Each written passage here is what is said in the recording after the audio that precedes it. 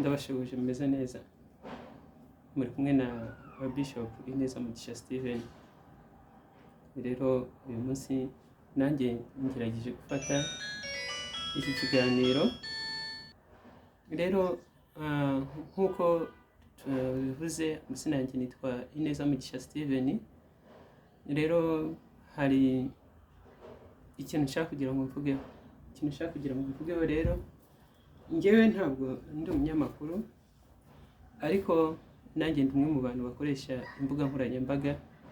Ndi umwe mu bantu bafite channel yitwa Isezerano TV, haleluya. Ndi umwe mu bantu bakoresha TikTok.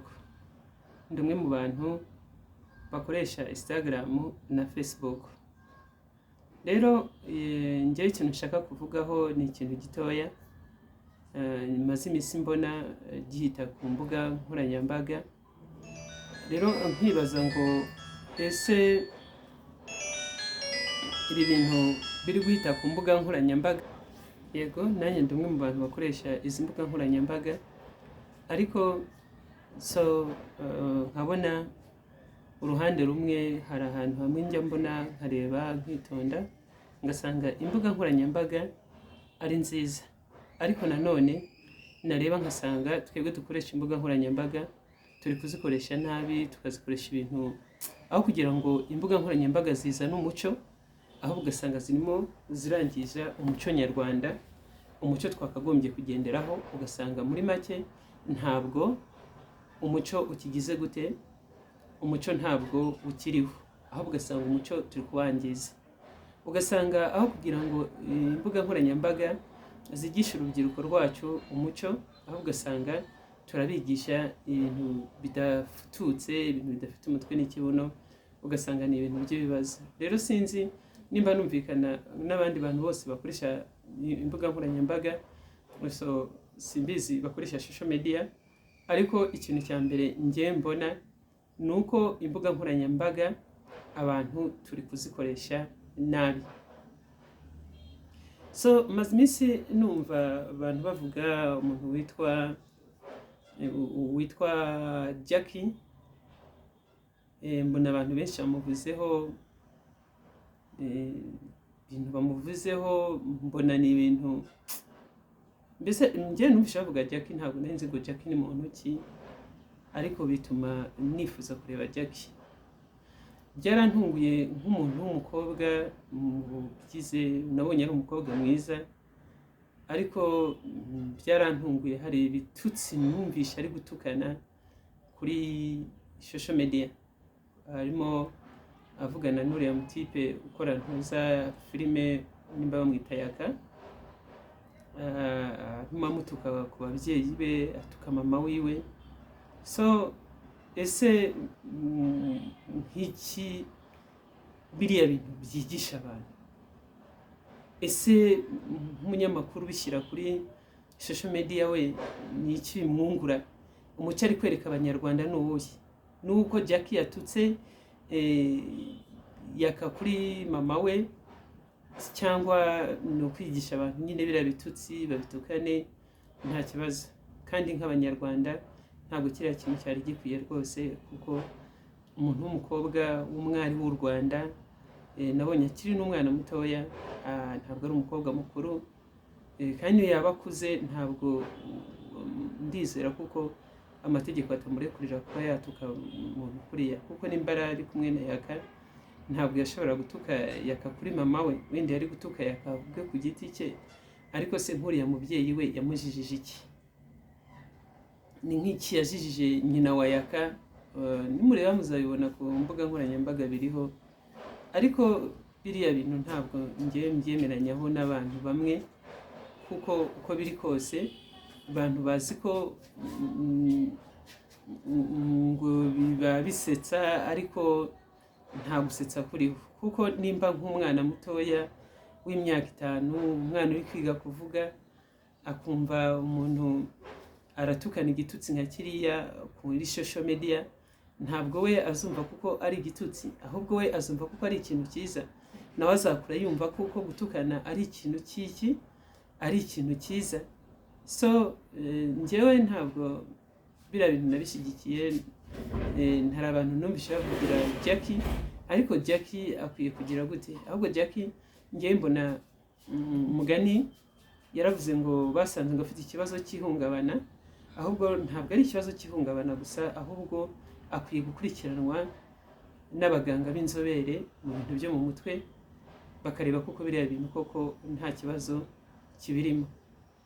Kuko njye narababaye, sinzi, hari umuntu wigeze kumbwira mu gihugu cy'abaturanyi kimwe, arambwira ati sha u Rwanda rufite abakobwa beza ariko baratukana iki n'ibiki, ese wamuzana ntagutwikire mu nzu.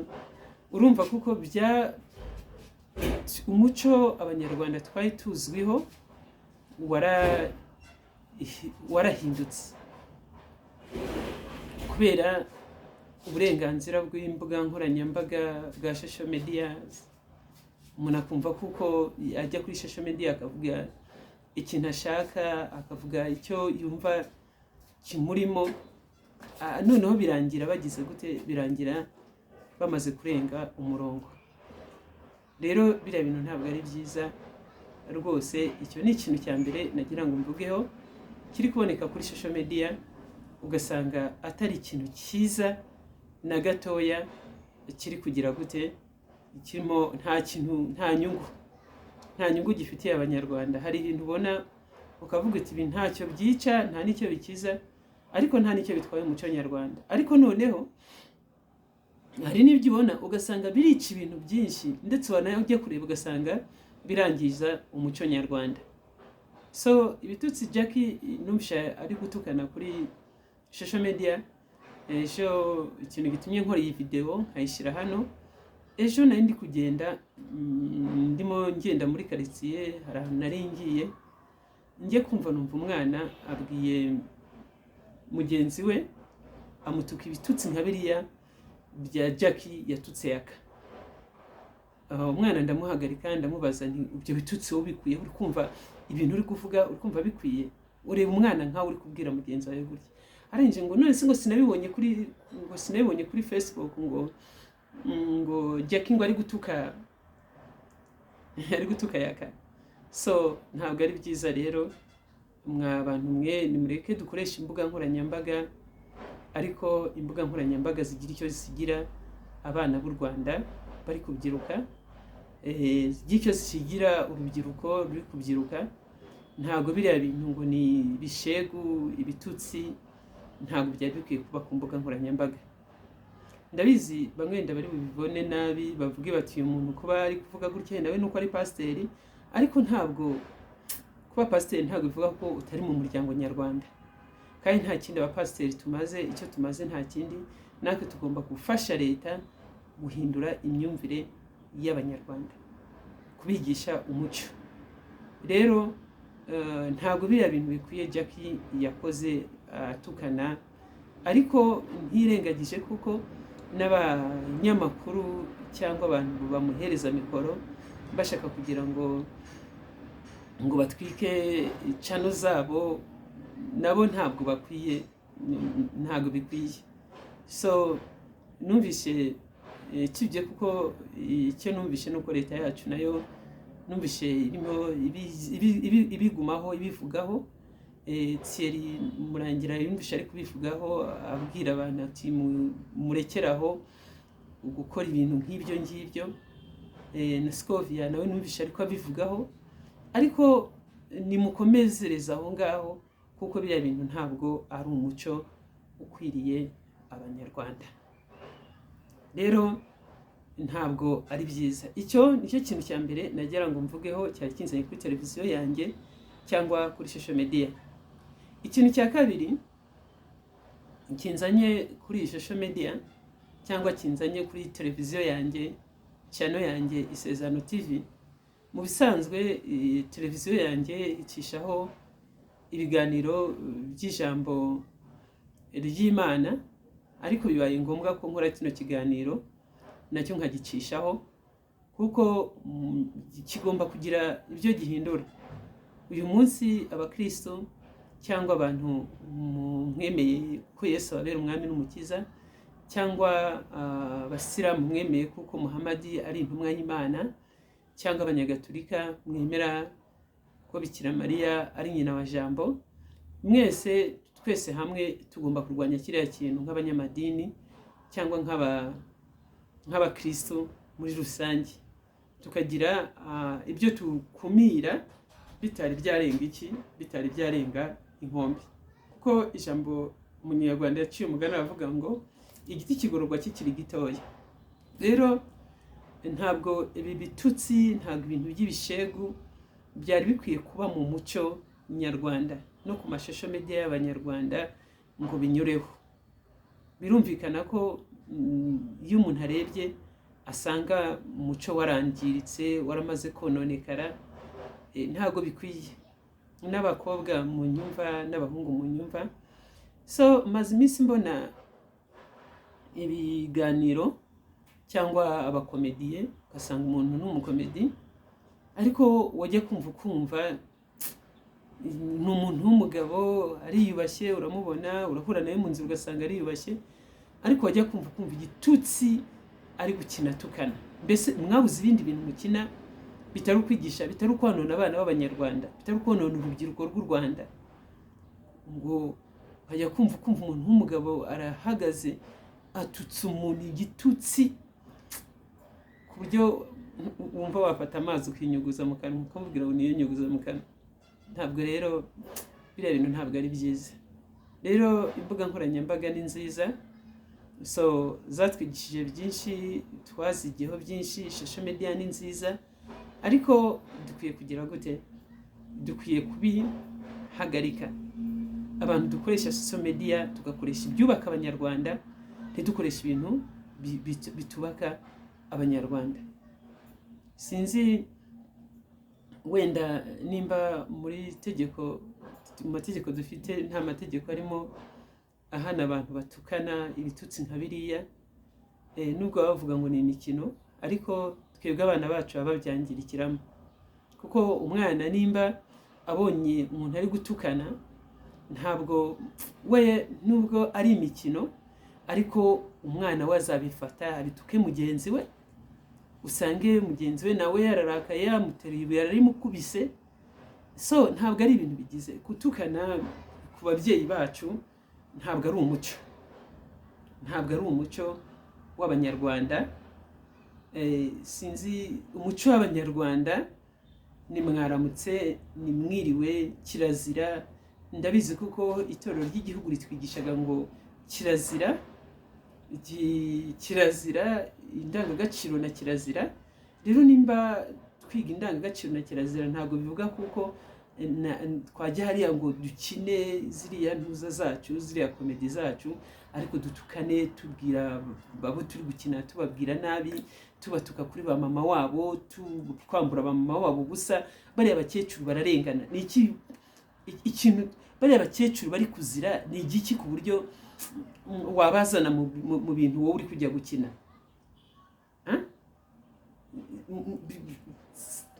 Sinzi birava he, birajya he? Nimba mama wanjye, nimba ngiye turi gukina, mama wanjye aje muri ntuza turi gukina gute? Iyo komedi. Mbese nta bandi bantu bakina amakomedi badatukanye?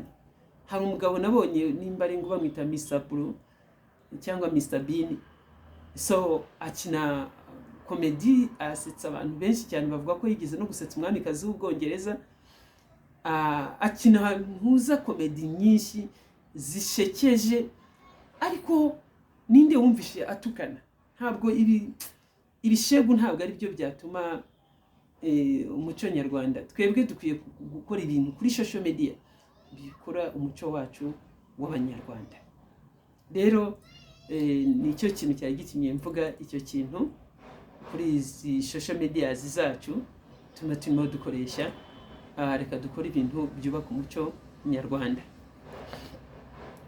Noneho ikindi kintu cya gatatu nje kuvuga, so sinzi nimba wenda bene byo abari baba bitangiye uburenganzira kugira ngo batwike, ntago mbizi, ariko nanone hari ikindi kibazo ngiye maze kubona gisa nk'igikomeye muri iki gihugu. Si icyo kibazo nimba ari bikizi, ariko buriya ubuyobozi bwacu bureba kure buriya burakizi, ariko birababaje nko kujya ukabona nk'umuntu baramufashe ariho ntiyapfuye, wajya kubona ukabona ku mbuga nkoranyambaga RIP iciyeho, ukajya kumva ngo umuhanzi runaka yapfuye, bagakubitaho RIP, barangiza ukumva nyine birimo biratraininga. So ese uriya muntu mumaze kwambika isura y'uko yapfuye bimeze gute? Sinzi, hari umuntu umwe mperutse kumva atanga ikiganiro ngo baranditse ngo yapfuye, company yakoreraga noneho ngo hita ishakisha, yamamarizaga ngo hita ishakisha undi muntu kugira ngo imuzane aze kwamamaza kuko undi yamaze kugira gute, yamaze gupfa. Ariko ngo bahamagaye nomero ye, bumva nomero ye igize gute, bumva nomero ye iriho, bamaze kumva nomero ye iriho, ubwo rero ugasanga baranditse ngo umuhanzi runaka yapfuye, umuntu runaka yapfuye. So n'abamukunda ugasanga imitima igiye mu mutwe, ugasanga ni ibibazo. Noneho n'igihe wa muntu yagira ikibazo, ushobora gusanga hari abantu batabyemera, bavuga bati niko bimeze, n'ubundi basanzwe babivuga. Ndumva rero nimba natwe n'abo basitari bacu baba bavuga ngo bapfuye, nimba baba babigizemo uruhare bakabibona bagatuza, umuntu akamufata akamushyira hariya akandika ko yapfuye, ntabwo ari byiza nabyo.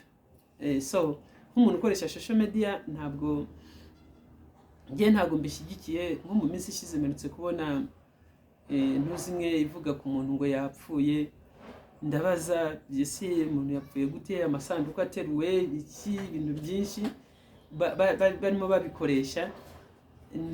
Numva ndikanze kubera kuko uwo muhanzi naramukundaga cyane, ndikanga mpamagara umuntu mu Rwanda ndamubaza bimeze gute, bambwiye kuko umuhanzi runaka yapfuye, byagenze gute. Bukeye mu gitondo mbona bashyizeho undi nawe ngo yapfuye, bukeye mu gitondo mbona bashyizeho undi mukozi w'Imana ngo yapfuye. Noneho ndibaza ndavuga ese noneho bakanabisobanura, bakavuga ngo umuntu yapfuye, bakavuga ukuntu yagize gute, ariko bwacya mu gitondo ukabona wa muntu ariho. Rero ntabwo biriya bintu nabyo ari byiza. Abantu dukoresha imbuga nkoranyambaga cyangwa dukoresha social medias, nimba amakuru ibyo twashyiraho biba byabuze, tugomba kwicecekera. Ariko ntabwo ibintu mukora ntabwo ari byiza, kuko ntabwo bikwiye Abanyarwanda. So mujye mwibuka ko nubwo dukora social media, ariko mujye mwibuka ko turi Abanyarwanda, kandi mu mahanga batuzi ko Abanyarwanda dufite umuco wo kugira ukuri. Sinzi, hari igihugu kimwe nkunda kuba ndimo, iyo uhageze uri Umunyarwanda rwose baguha umwanya, ariko kuhagera uvuga ngo mvuye mu kindi gihugu, mvuye Bugande, mvuye Burundi, mvuye hehe, shaba bakwikengera. Ariko kuba uri Umunyarwanda ni ikintu cy'agaciro baguhereza, kuko bazi kuko Abanyarwanda dufite umuco, tukifite umuco. Ariko izi social media zacu turi gushyiraho twe kwigabana Abanyamerika, kuko uriya ni umuco wabo, Abanyaburayi ni umuco wabo. Rero nimureke natwe nk'Abanyarwanda tugire umuco wacu, umuco wo kwiyubaha, umuco wo gukunda igihugu, umuco wo gukunda ko turi Abanyarwanda, tukagendera kuri iryo fieri, tukumva kuko kuba turi Abanyarwanda ari iby'agaciro. Umuco wo kumva kuko u Rwanda ari mama wacu. So buriya hari abantu nigiyeho gukunda igihugu, nubwo wenda nta birenze wenda, ariko nabigiyeho gukunda igihugu ku buryo iyo ndi ahantu nkumva umuntu ari kuvuga nabi igihugu cyanjye, ari n'ibishoboka binsaba no kurwana, narwana kugira ngo ngarure ishema ry'igihugu. Ariko kurwana mvuga ntabwo ari ukurwana ko gukubitana ingumi, ahubwo ngerageza kumwereka ubwiza bw'u Rwanda, nkabumwereka, nkamubwira igihugu cy'u Rwanda uvuga ntabwo urakigeramo, ndabanza nkamwegera neza, nkamubaza ese u Rwanda warugezemo? Akambwira ati no, ntabwo narugezemo, numva bavuga. Ariko nkamubwira nti rero nimba utarahagera bubaye uretse, reka nkubaza ese byashoboka kuko wazasura u Rwanda? Kubera kuko njyewe ikintu namaze kumenya, u Rwanda ni mama wanjye. Abakunda kureba poste zanjye, hari igihe nkunda gupostinga u Rwanda nkavuga ni mama wanjye, nkashyira amagambo menshi meza asingiza umubyeyi w'umumama, kubera kuko buri igihugu ni nk'umubyeyi uririra umwana we. Igihugu ni nk'umubyeyi w'umumama, niyo mpamvu ibihugu byinshi bakita mama. So umubyeyi aratwita amezi 9 agendana umwana mu nda, kandi ababara, ariko akagerageza kwigengesera kugira ngo hatagira ikintu kihoganya umwana uri mu nda. Icyo nicyo gihugu. Igihugu kimeze nk'umubyeyi uri kubise agiye kubyara. Igihugu iyo umubyeyi ari kubise agiye kubyara arababara cyane. Rero igihugu nacyo, iyo umwana yibutse ukuntu mama we yababaye amubyara, niho ugomba kwibuka ukuntu igihugu, kuba ufite igihugu noneho kirenze mama, kuko igihugu mama yakibyariweho, data yakibyariweho, sogokuru yakibyariweho, kiramukuza so mpaka kugeza uyu munsi. So rero igihugu kimeze nk'umubyeyi urira apfukamye aririra umwana we amusabira, amarira agatoha ahapfukamye kubera kuririra umwana we. Rero ndagira ngo mbabwire ngo umuco wacu w'Abanyarwanda twe kuwutakaza. Ikindi dukorera amafaranga kuri izi mbuga zacu, kuri social media zacu. Sinzi niba gutukana ibishegu bitanga amafaranga, sinzi niba uhagarara ukavuga ngo umuhanzi Gitoko byagenze gutya, umuhanzi Uwiringiyimana Theo byagenze gutya, Pastor Claude byagenze gutya. Nimba birakwinjiriza n'amamiliyoni, ariko gerageza wibuke kuko uri umunyarwanda, wibuke kuko ibintu uri gukora bitagize gute, kuko n'undi munsi nukora inkuru nta muntu uzagira gute, nta muntu uzayikurikira, kuko bazamenya kuko uri kubeshya. Rero nimureke izi social media zacu tuzikoreshe, ariko tuzigire gute, tuzikoreshe neza, dufite ibyo turi kugeza ku bana b'u Rwanda, ku rubyiruko ruri kubyiruka, tubabwire ibyubaka igihugu. So abakobwa bashiki bacu bari kubyiruka be gukura nka Jackie ambabarire. So nabona iyi video ndi gucisha kuri televiziyo yanjye, so ambabarire, kuko ibintu ari amagambo nawe akoresha yo gutuka abantu kuri ba nyina ntabwo ari amagambo meza, ntabwo ari amagambo akwiye umwari w'umunyarwanda. So usibye n'umwari w'umunyarwanda, nta nubwo akwiriye umwari w'umurundi cyangwa w'umukongomani cyangwa w'umugande cyangwa w'umutanzania. Oya, ntabwo ari amagambo akwiye umwari. Ibitutsi nka biriya ntabwo bikwiye umwana w'umukobwa, so nta nubwo bikwiye n'umwana w'umuhungu, kuko biriya ni ugucafuza umuco wacu w'Abanyarwanda. So iyo umuntu abibonye ari umunyamahanga aravuga ati yewana ntabwo narongora umukobwa w'umunyarwanda kubera ibitutsi bumvisha ari gutukana. Rero ntabwo buriya ari umuco. Nimureke rero, ibyiza twakagombye kugira umuco nyarwanda, umuco ukwiye abari b'u Rwanda, umuco werekana kuko umwari, so mu Kinyarwanda baravuga ngo umwari agomba kugira isoni. So isosoni rero ntabwo wenda nazo ari nziza, ariko nanone umwari ntabwo akwiye kuvuga ngo arenze abandi kuvuga, ahubwo umwari agomba kuvuga akagera hagarukira. Izo mbaraga aba yashyize mu kujya kwiga ibitutsi ngo atukane, ahubwo wenda akaziga ashaka ibindi bintu.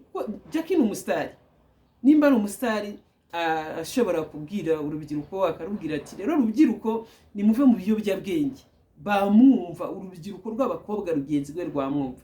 Aramutse avuze ati rubyiruko mwa bakobwa mwe muve mu buraya, ntabwo uburaya ari bwiza, nimuze dukire ibintu dukora. So mu mwanya ari kwiga ibitutsi akiga ikindi kintu cyagirira umumaro abana b'Abanyarwanda. So byaba ari byiza, kuko icyo dukeneye u Rwanda rwiza rw'ejo hazaza. rero ntabwo bikwiye umwari w'umunyarwanda, ntabwo bikwiye ko twirwa dupositinga abantu ngo bapfuye ku mbuga nkoranyambaga zacu, ntabwo bikwiye ko twangiza umucyo wacu w'abanyarwanda. rero Imana yo mu ijuru ibaho umugisha.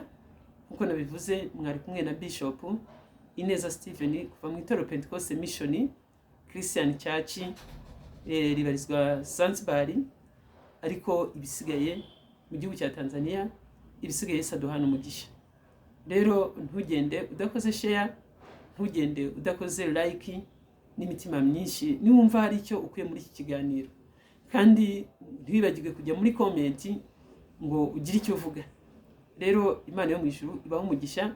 gusa ndangiza mbwira abantu mufite social media zikoresha, abantu mufite amachannel yamaze kubaka izina, amateleviziyo yamaze kubaka izina, rwose ntabwo njye ntuzangira cyari hasi cyane wenda kuba mvuze gutya, ariko ndagira ngo mbabwire ngo wenda nanjye iyanjye iri kuzamuka kuko namwe izanyu zatangiye nk'iyanjye. rero ndagira ngo mbabwire ngo nimugerageze duhindure imyumvire. nimba umuntu abahamagaye wigenda ngo umutunge mikoro umubwire ngo vuga, atukane, arega nawe useke ibyo ari gutukana, wumve kuko ari ibintu bishimishije. oya, nimushake ibindi bintu twakwigisha abantu, nimushake imishinga twakwigisha urubyiruko, dutega amatwi twige ibyo twakwigisha urubyiruko rwacu, ariko twe kwangiza umuco dutukana, nta kintu na kimwe byabimaze. rero Imana ibaho umugisha, ndabakunda cyane. abo navuzeho mumbabarire, njya kinubona ntuzayange uzihangana umbabarire. so rero Imana ibaho umugisha, ndabakunda cyane. bye.